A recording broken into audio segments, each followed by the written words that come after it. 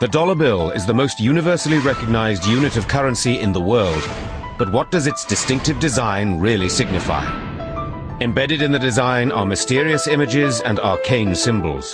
There's a very distinctive emblem, an uncompleted pyramid with the all-seeing eye of Providence at the top. But why is it there, and what does it mean? America's secret destiny is concealed in those symbols. It's a civilization without a belief in God.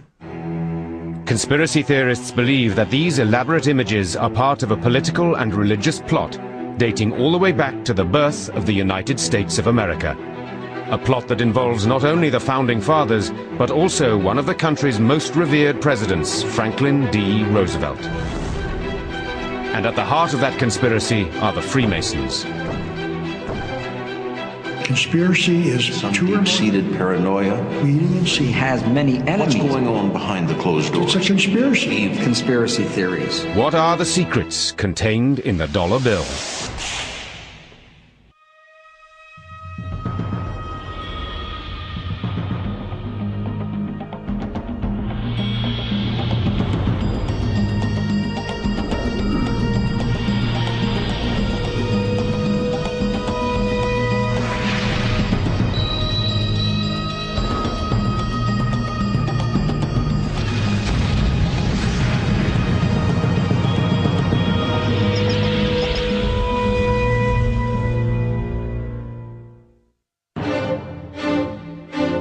A close look at the dollar bill reveals a complex design.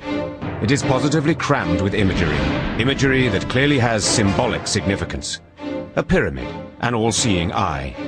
An eagle, or is it a phoenix?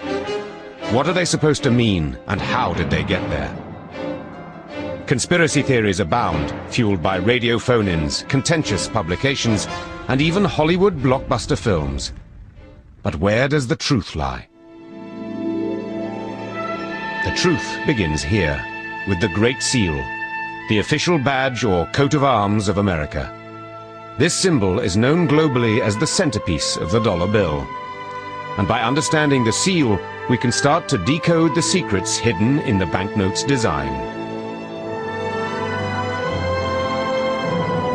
Most people, of course, when they think of the Great Seal, they think of the obverse of the front side.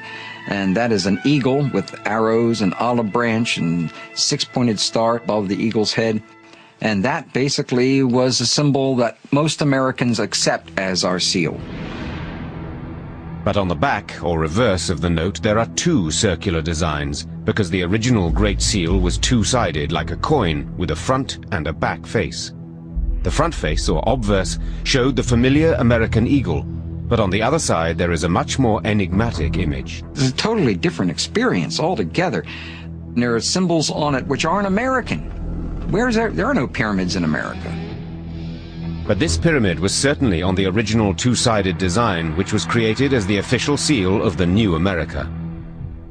For thousands of years, cultures and peoples and governments have used seals to formalize and authenticate documents and indicate ownership and provide security. The seals were enormously important because they supposedly told you the origins of the nation and its meaning, and to others who got deeply into heraldry, its purpose. Since its creation, the eagle on the obverse of the Great Seal has been an icon of America, a primary symbol of the national identity. But the pyramid on the reverse side is only ever seen on the back of the dollar bill and in no other context. So why was it designed in this way, and what do these images reveal about America's purpose in the world? The Great Seal has evolved over time, but it is essentially based on an original design created by the Founding Fathers of America. At the time of the American Revolution, the Declaration of Independence from Britain, the mother country, it was very important for the new nation to have its own identity embodied in a seal. This seal had to serve as an appropriate emblem to represent America to the rest of the world. The Founding Fathers knew it had to symbolize the intrinsic and distinctive values of the new country they had fought so hard to create. On the 4th of July, 1776, a committee was formed to make decisions about the design of the seal. In fact, it took 6 years and the work of 2 additional committees before a final version of the Great Seal was approved.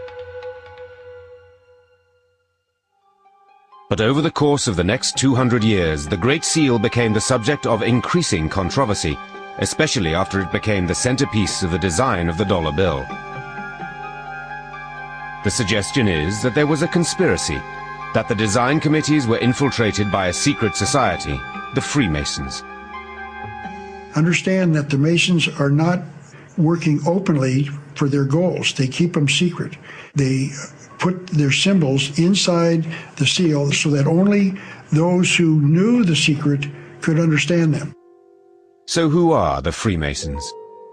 Although their earliest origins are steeped in mystery, modern Freemasonry can be traced back to the craft guilds of stonemasons who built the great cathedrals of Europe. The Freemasons were formed originally for the same reason that any craft organization was formed, much as a labor union today. But by the early 1700s, Masonry was regarded as much more important than a mere craft guild. It had developed what might be considered an alternative philosophy, celebrating the knowledge and ancient traditions of the stoneworkers through the practice of elaborate and colorful rituals and indulging in clandestine ceremonies. Their basic philosophy is the brotherhood of man and the fatherhood of God. They are all inclusive. They were supposed to include all religions. By strict invitation only, aristocrats and scientists were welcomed into Masonic circles. They were eager to explore and discuss beliefs and ideas in the safety of their private lodges or meeting places. And it was men like these who assisted the spread of Freemasonry in America. In the late 1700s, Freemasonry was a relatively elite organization, limited to the upper middle class in the United States. It was also one of the few organizations that transcended the colonial boundaries. Freemasonry was Freemasonry, whether it was in the colony of Massachusetts or the colony of South Carolina. Freemasonry had become a secret society of educated and influential men, bound together in a brotherhood whose bonds crossed all geographical boundaries and all religious divides. There are people who believe that Freemasonry was, and still is, an alternative religion fundamentally opposed to the Christian faith. Freemasonry is a secret organization that they claim is not secret, but sacred. But it is secret. I can't go to their meetings, neither can you. Even the media can't go. So if they've got an evil purpose to change our civilization, and we don't want to change it, they've got to conceal it. Certainly, in the War of Independence, Freemasonry brought together a disparate yet powerful network of men who played a vital role in the campaign against British colonial rule. Many of the prominent Americans during the Revolution were Freemasons. Certainly George Washington must count as one of the most prominent, Benjamin Franklin, Paul Revere, John Hancock. All of these men were Freemasons and very prominent in the Revolution. Benjamin Franklin became a member of the first committee who worked on the design for the Great Seal. He was joined by Thomas Jefferson, also thought to be a Mason, although no official confirmation of this has ever been unearthed. The final member of the committee was John Adams, who later became the second President of the United States. They were assisted by a heraldic artist called Du Cimetière. Du Cimetière was able to provide actually 4 design elements that went into the final seal. These were the date of independence, 1776, expressed in Roman numerals, a shield, the Latin motto, "From many one," and the Eye of Providence, which is claimed to be a Masonic symbol. However, it's hard to establish just how much influence any Freemason had on the Great Seal, particularly as it did take 2 more committees, each employing its own artist, several more years of work before the final design was approved.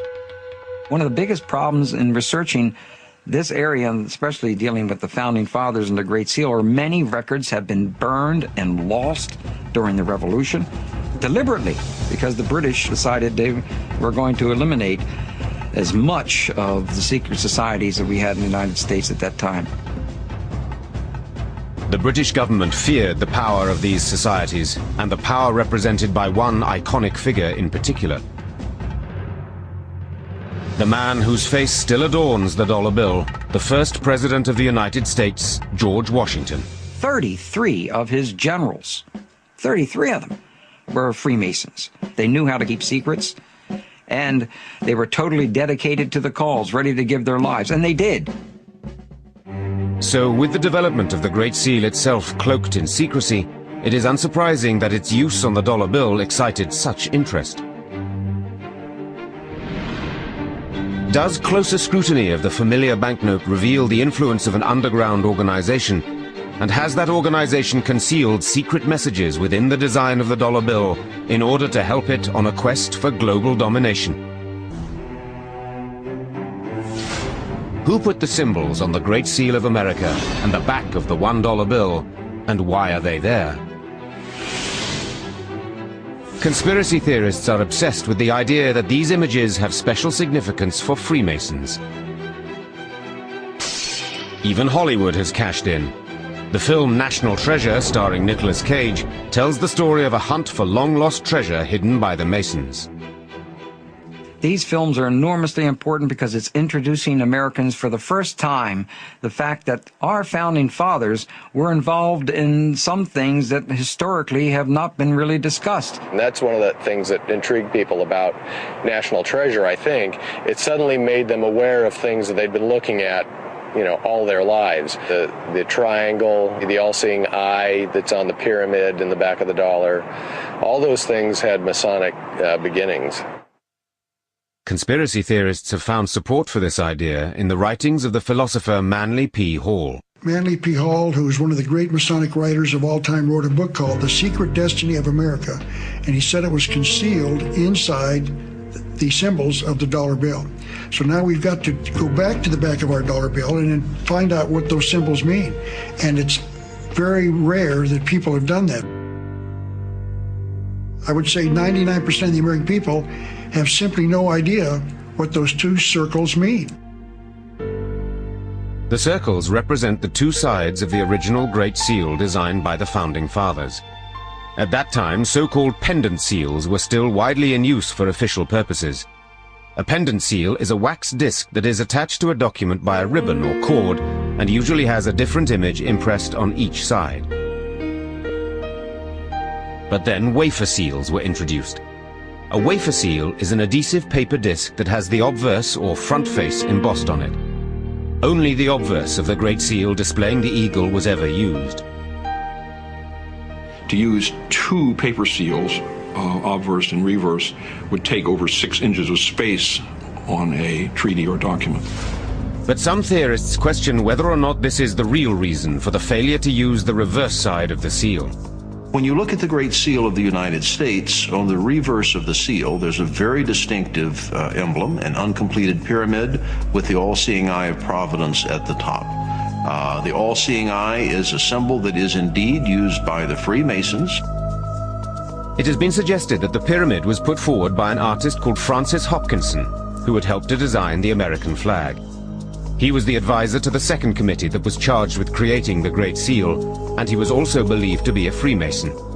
Francis Hopkinson served as the designer of the Connecticut $50 note, and in that design he placed an uncompleted pyramid within a circle on the note. Having used that design successfully in Connecticut, he suggested it again for the United States. But why put a pyramid on an emblem of the United States? If Hopkinson was a Freemason, then perhaps it would make sense. Even today, central to Masonic rituals are mythical stories that link the fraternity to the original secret societies of stonemasons who built the tombs and temples of the ancient world. To Hopkinson, the pyramid would have represented a temple, a house of initiation, ancient wisdom. The Masons referred to the pyramid as a house for their God to live in. It was sealed up, waiting for the New World Order when a God would enter that building and keep it as a house. Freemasons generally refer to God as the great architect of the universe. They saw this great architect, if you like, as being weights and measure and distance and geometry and everything that we see around us. and the perfection of nature and harmony and balance, rather than the traditional Judeo-Christian way of thinking. It's not so much anti-Christian as just different. But opponents of this view think the Freemasons are immersed in the rituals of an ancient religion that is very definitely pre-Christian and anti-Christian. They don't believe in an act of creation. And a man who does believe in a creation believes in a, quote, monstrous absurdity, unquote. The pyramid is where they initiate people into this ancient mystery religion of a universe without a creator God. The fact that the pyramid on the Great Seal is unfinished is also significant. The meaning is that when the capstone of the Great Pyramid is finally lifted into place, that's when America will truly become the nation that it is supposed to be. The emblem of the pyramid is only the beginning of the case presented by conspiracy theorists to see hidden Masonic codes and messages in the iconography of the dollar bill. They claim that the eye at the top of the pyramid is also a Masonic image derived from Egyptian hieroglyphs. Something the ancient Egyptians called the Wadjet eye. And the Wadjet eye, the eye of Horus, as it's known as well, seems to represent eternal life. It seems to represent life itself and resurrection. And it's the all-seeing eye of their God that they believe will indeed bring us Ordo ab Chao. That is their slogan, order out of chaos. That eye above the pyramid is not on the pyramid, which means their work is unfinished, and that the universe will be given order once their God assumes his rightful place in that pyramid. The eye is a recurring Masonic image that is found frequently in their artwork after 1730. For some, the idea that the Founding Fathers arrived at the same image at the same time seems too much of a coincidence to be credible. Some of these conspiracy theorists and what they believe is a system of secret societies all linked together. And there is some kind of malign, malicious intent here. As further proof of this veneration of secret societies, America's first president and distinguished Freemason, George Washington, wore a Masonic apron with what appears to be an embroidered pyramid emblazoned on it.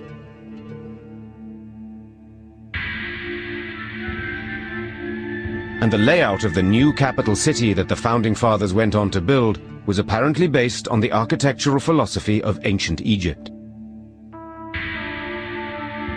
Most of the buildings in Washington, D.C. were created and founded by Freemasons. That was because building was their strength.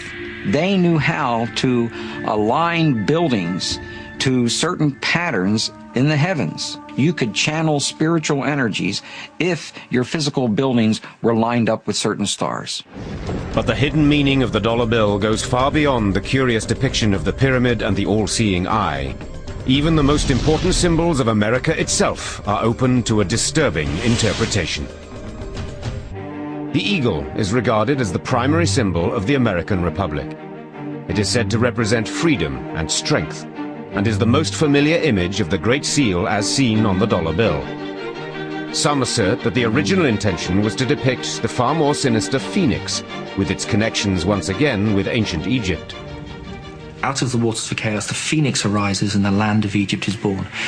I think the use of the phoenix in some of the early designs for this absolutely represent the idea of the rebirth. What we have here is a nation being born out of rebellion, an incredibly formative time. But the phoenix was rejected in favor of the American bald eagle. There was a great debate amongst our founding fathers as to which bird we were going to name as our national bird, but it was always in my mind going to be the American eagle. These are from Masonic writers. In mysticism, the eagle is a symbol of initiation. The eagle was sacred to the sun. The eagle was also represented the great Egyptian sun god Amun-Ra. So it's proposed that the eagle is not in fact American, but instead representative of the Egyptian sun god. So they knew that there was a connection between the sun god and the eagle, and that they would use that symbol as a symbol of the initiation into the secrets of the Masonic Lodge and also of the ancient mystery religion. It is said the stars above the eagle's head go some way to proving that the Masons embedded their messages in the design of the banknote.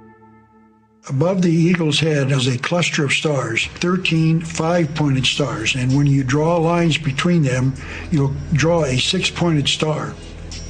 If the hexagonal star is lifted out and placed over the image of the pyramid, its points indicate specific letters in the Latin inscription surrounding it, which are thought to be an anagram. Inside the American dictionary is the word anagram, which is the intentional scrambling of the letters of a word to conceal the real word. So if you re-scramble, you get Masons. This is how we know that the Masons originated the drawings for the Great Seal of the United States. This search for concealed meanings in the iconography is not confined to the imagery alone. It is claimed that the number 13, the most ominous number in Western tradition, is hidden throughout the symbols on the $1 bill. The Masons in 1960 issued an article inside the New Age magazine in which they identify the number 13 and the numbers of different symbols connecting itself to 13 as being Masonic. They point out the repetition of the symbolic number 13. There are 13 leaves on the olive branch in the eagle's right claw, 13 arrows in the left claw, 13 stars above the eagle's head, and 13 bars and stripes on the shield. To all secret societies, the number 13 is enormously important symbolically. The number 13 symbolizes rebirth, regeneration, and when you're birthing something, when you're bringing something into formation, it's never easy. So the number 13 can symbolize not just rebirth and regeneration, but death. Death of the old and the birth of the new. So there's an intentional concealing of the number 13 as being a Masonic number on the back of our dollar bill. 13 is regarded as an unlucky number in many cultures, but according to the conspiracy theorists, in this instance, it has even more sinister implications.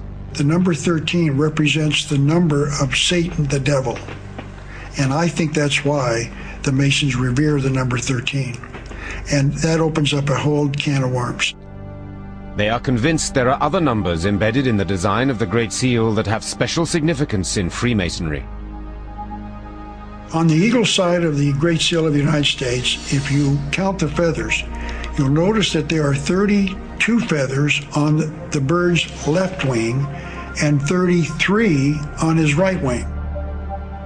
This is understood to refer to the 33 degrees of Masonry introduced by the Supreme Council of the Scottish Rite, America's most prominent Masonic order, whose national HQ is in Washington.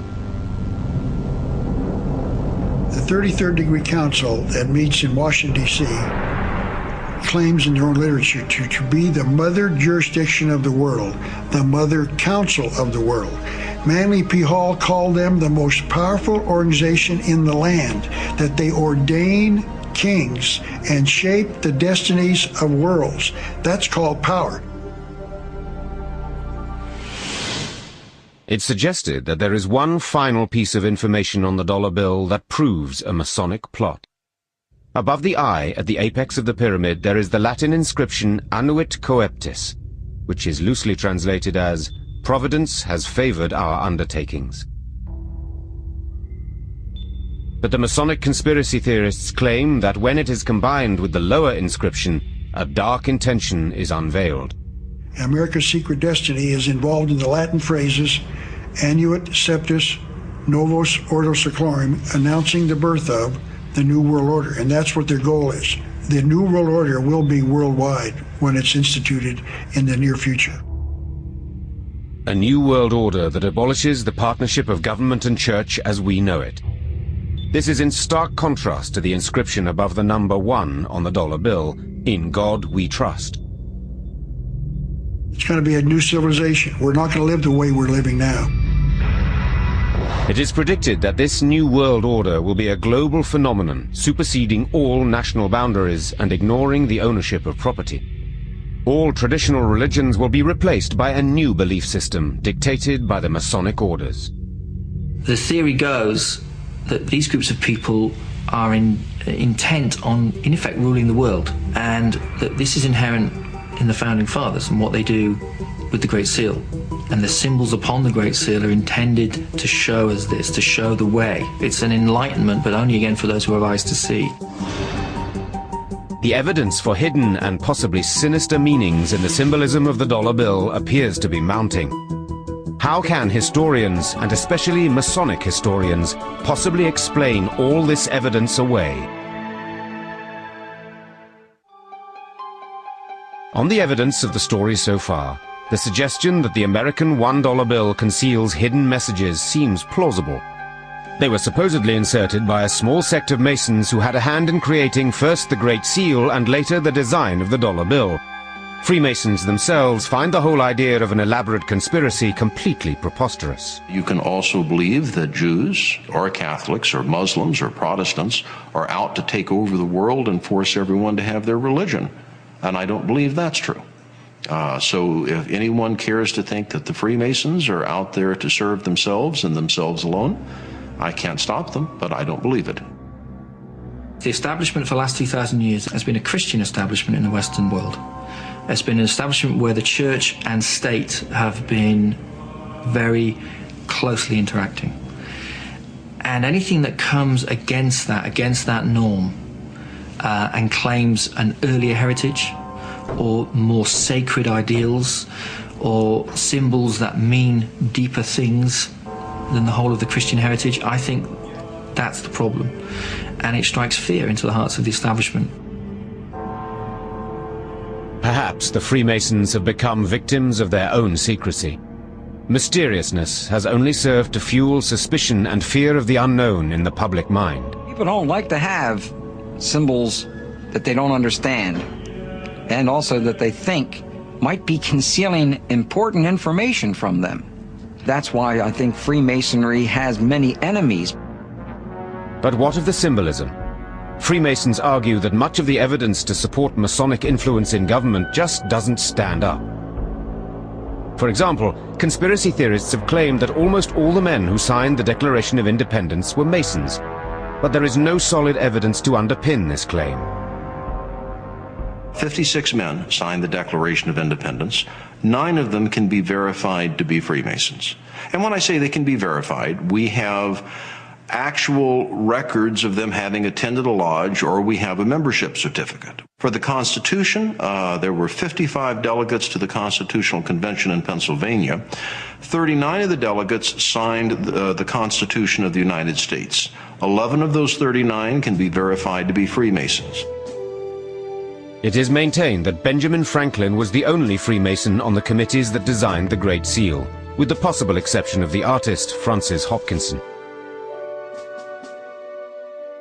It's often claimed that Thomas Jefferson was a Freemason. The best evidence that they can offer is that the Freemasons marched in his funeral procession. Of course, every civic organization in the state of Virginia and every civic organization that could travel there marched in his funeral procession, so that's not surprising. Modern scholars have looked at the record, and it's completely lacking. When you look for the hard evidence, there is nothing there. Jefferson was not a Mason. And although Benjamin Franklin certainly was a Mason, he was not instrumental in promoting the visual and symbolic elements of the seal. That was the responsibility of the artistic advisors the committees employed to develop the design. Well, if you look carefully at the committees who helped design it, you find that there were no Freemasons that actually added to the design of the Great Seal of the United States. If it was the artistic advisors that chose the images, it's possible that their inspiration had nothing to do with the Freemasons. Graphic symbolism is as important in the 18th century as it is now in the 21st century. So there was a standardized visual language which stood across Europe and, of course, the United States. At a time when many people couldn't read, this common visual language was taught through the use of emblem books. Emblem books became standard pattern books for engravers, architects, engineers. So by the time you get to the early 18th century, Ripper's emblem book was the standard piece of design equipment that you'd find in any engraver's workshop. Emblem books contain stories of moral instruction presented through the use of symbols and verse. Children were brought up to understand the meanings of the symbols even if they couldn't read. It was a code that you didn't have to break, that you were brought up with. So if you saw a particular sort of graphic symbol, you made certain sort of associations with it.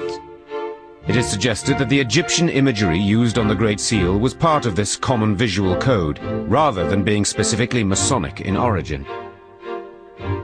Some of the elements, the all-seeing eye and the unfinished pyramid, have been used as Masonic symbols over the years, but they have also been used outside of Freemasonry. So in that sense, it's a use of common heraldic images. There was certainly a theory that Freemasonry originated in the mystery religions of Egypt and the Mediterranean. There is no historical evidence to support that. Certainly, Masonic lodges have used pyramids as a decorative motif, but none are officially adopted as symbols. And as for the all-seeing eye, Freemasons accept its significance, but suggest it was a popular logo of the time. The all-seeing eye has been a symbol that has been used traditionally to express the deity. So if you were looking for a compact way to represent God, then the eye is small, it's compact, and it lends itself to very impressive artistic renderings. According to this interpretation, the Founding Fathers were implying that God was looking over America and favoring and protecting America. The pyramid signifies strength and duration. The eye over it and the motto allude to the many signal interpositions of providence in favor of the American cause. The question of the eagle is also less straightforward than the conspiracy theorists suppose. Benjamin Franklin, the Masonic master, was in fact opposed to using the emblem of the eagle, preferring, as he wrote to his daughter, the wild turkey. I wish the bald eagle had not been chosen as the representative of our country. He is a bird of bad moral character. The turkey is, in comparison, a much more respectable bird. He is besides, though a little vain and silly, a bird of courage. Benjamin Franklin wanted to use a wild turkey because it was a very wily, tricky bird that was very smart. The eagle, on the other hand, is a carrion eater, and he didn't think it was very noble. But the bald-headed eagle is a beautifully impressive bird. For better or worse, the United States rejected Ben Franklin's turkey and accepted the eagle as a symbol of power and majesty for the United States. So an innocent explanation for the eagle appears true. Even the sinister recurrence of the number 13 can be disputed. The number 13 appears time and time again in the symbolism of the dollar bill. If you are profoundly paranoid in your conspiracy theories, this is because the Freemasons think the number 13 is important. And of course, there's the simpler explanation that there were 13 colonies. Number 13 has no significance to Masons. The official explanation reads like this. The 13 stripes on the shield represent the 13 original states. The motto, E pluribus unum, from many one, alludes to the union of these states. The olive branch and the 13 arrows denote the power of peace and war which is exclusively vested in Congress. The constellation of stars above the eagle denotes a new state taking its place and rank among other sovereign powers.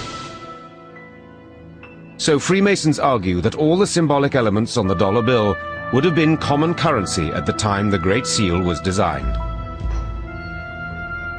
And more importantly, they dismiss out of hand any notion of a plot to establish a new world order.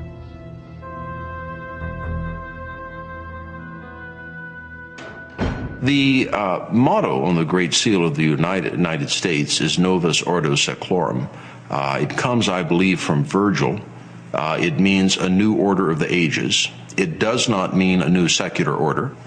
There is no new world order or new order of the ages in Freemasonry. It's not used, it doesn't appear, and any other translation than the new order of the ages shows an abysmal ignorance of Latin.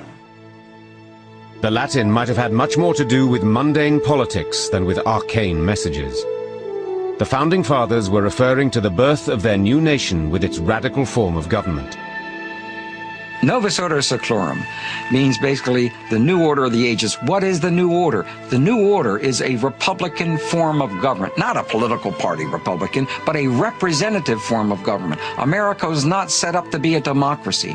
America was set up to be a republic, and a republic means a representative form of government. Despite attempts to downplay the influence of Freemasonry, there does seem to be substantial ambiguity about the dollar bill for which Masonic imagery could offer a plausible explanation. And the success of the film National Treasure suggests a public willingness to see hidden meanings in the mundane.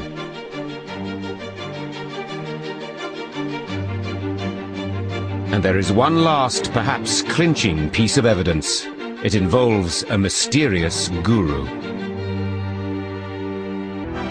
The original inspiration for the beguiling symbolism of the Great Seal remains controversial. Just how closely the Freemasons were actually involved in its creation is debatable. But one thing is certain. The symbolism of the seal was only transferred to the dollar bill in 1935, and the man responsible was the President of the United States, who was also a Freemason. The Great Seal's placement on the dollar bill is quite an extraordinary story. Secretary of Agriculture Henry A. Wallace, later Vice President Wallace, has taken credit for a suggestion that led to putting the Great Seal on the back of the $1 bill. Henry Wallace was a Mason of high rank. He also had a lifelong interest in mysticism and the occult. He came across a book about the history of the Great Seal and was struck by the image on the reverse, which he had never seen before. He saw this pyramid in the eye in a triangle, and since he was a student of symbolism, and he had a guru, he had a teacher who pointed at the symbolism as being enormously important for the United States of America, and also he was a Freemason. The guru, or teacher, was a strange character called Nicholas Rurik. Nicholas Rurik was a Russian mystic and an artist. And he traveled widely, especially in the 20s, to various nations that he felt that Lord Jesus Christ traveled in. His interest was making contact with Christ and trying to determine when Christ was going to return. Rurik lived in New York for a period in the 1920s, and it was during that time that he met Wallace. I think he had extraordinary influence over Wallace. Rurik, when you look at his paintings, you begin to understand this guy was a multiple genius. To be just around a person like that has to affect your consciousness and help you see meanings for things. There was a great deal of public disapproval of this relationship, and in later years Wallace was ridiculed when letters he wrote to Rurik referring to him as guru were made public. This became very embarrassing later on to FDR and Henry Wallace because they were trying to say basically that Nicholas Rurik also served as a spy and was a communist. Rurik, strangely enough, after he inspired Wallace, who inspired FDR, finally gets to the point where he is no longer welcome because of his spiritual beliefs. But through Rurik's instruction, Wallace came to understand the importance of symbolism as a means of communication, and as a Freemason, he was struck by the powerful image of the pyramid with the all-seeing eye above it. It is possible that Franklin and Wallace, as Freemasons, were familiar with the all-seeing eye as a symbol of God because they had looked at Renaissance drawings or paintings where it's used. But the conspiracy theorists think that there's much more to it than that. The Masons have to conceal their hidden agenda, their secret agenda for the United States.